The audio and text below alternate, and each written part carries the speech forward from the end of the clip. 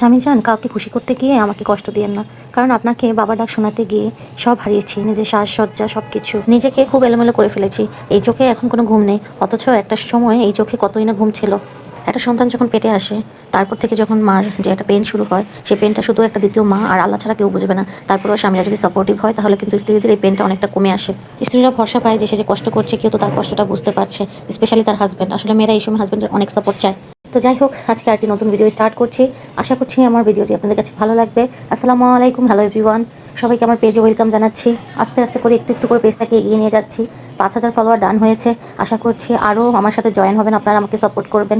অনেক কষ্ট করে এই পেজটাকে এতটুকু এনেছি।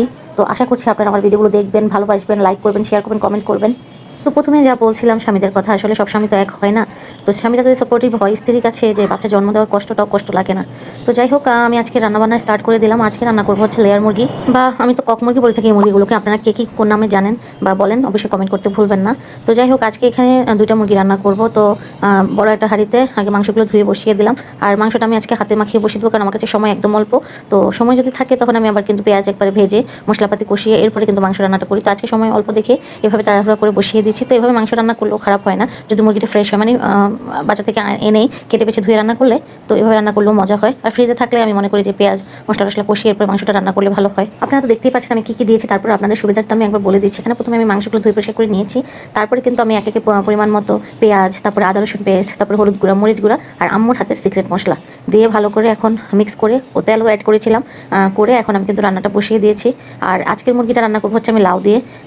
বরাবরই আমি বলে থাকি যে আমার হাজব্যান্ড হচ্ছে সবজি লাভার, তো মাংস আমি খেতে পছন্দ করি, সবজি আমার অত ভালো লাগে না। তো দুজনের পছন্দকে সামনে রেখে মাথায় রেখে হচ্ছে এইভাবে আমার রান্না করা। তো ওনার জন্য হচ্ছে লাউ দিয়ে রান্না করছি মুরগিটা। তো মুরগিটা রান্না করার জন্য এখানে বড় একটা লাউ নিয়ে নিয়েছি। মুরগি কিন্তু 2টা ছিল আর লাউ একটা ছিল। তো যাই হোক, এই তো মুরগিটা আমার কিন্তু আস্তে আস্তে করে কষানো হয়ে গিয়েছে। যেহেতু এটা একটু শক্ত মুরগি, যেহেতু আমি এটা লাউ দিয়ে রান্না করবো, সেজন্য আমি কিন্তু আগে মাংসটাকে হাফ কুক করে নিয়েছি, যাতে লাউটা পরবর্তী অ্যাড করার পরে ঝোল বেশি না অ্যাড করতে হয়। লাউটা তো একদম কচি লাউ ছিল, এটা আসলে কষানোর মধ্যেই সিদ্ধ হয়ে গিয়েছে। তো পানি কিন্তু অল্প পরিমাণ দিয়ে আমি রান্নাটা শেষ করবো, সেজন্য মাংসটা কিন্তু আগেই ভালো করে আমি কুক করে নিয়েছি কষানোর মধ্যে। এখন হচ্ছে লাউটা অ্যাড করে দিলাম। লাউটা অ্যাড করার পরে কিছুক্ষণ কষিয়ে এরপর কিন্তু আমি পরিমাণ মতো ঝোলের পানি অ্যাড করে দিব। আর লাউ সবজিটা এমনি একটু নরম, তো পানি কিন্তু পরিমাণ মতোই দিতে হবে। আর আমার মতো এরকম কে কে সবজি দিয়ে মুরগি মাংস বা গরু মাংস রান্না করেন, অবশ্যই কমেন্ট করতে ভুলবেন না। আর স্পেশালি লাউ দিয়ে কারা কারা রান্না করেন বা কার কেমন লাগে, অবশ্যই কমেন্ট করবেন। তো যেহেতু আমার হাজব্যান্ডের সবজি পছন্দ আগেই বলেছি, তো আমি বেশিরভাগ টাইম সবজি আর মাংস একটু কম্বিনেশন করে রান্না করার চেষ্টা করি। যাই হোক, কথা বলতে বলতে দেখেন আমার ভিডিওটা কিন্তু শেষ পর্যায়ে চলে এসেছে। তো প্রথমে যে কথাগুলো আপনাদের সাথে শেয়ার করছি, আশা করছি আপনারা আমার সাথে রিলেট করতে পারবেন। মাঝে মধ্যে আমার একটু ফিল হয় যে আমার হাজব্যান্ড কেন আমার এরকম করছে না, ওরকম করছে না। আসলেও অনেক করে, তারপরও মাঝে মধ্যে ফিল হয়, বোঝেন না, আমরা তো মেয়ে মানুষ। তো আমার মতো এরকম কারা কারা ফিল করেন, আমার কথার সাথে কারা কারা একমত, অবশ্যই কমেন্ট করতে ভুলবেন না। আজকের ভিডিওটা আমার এই পর্যন্ত।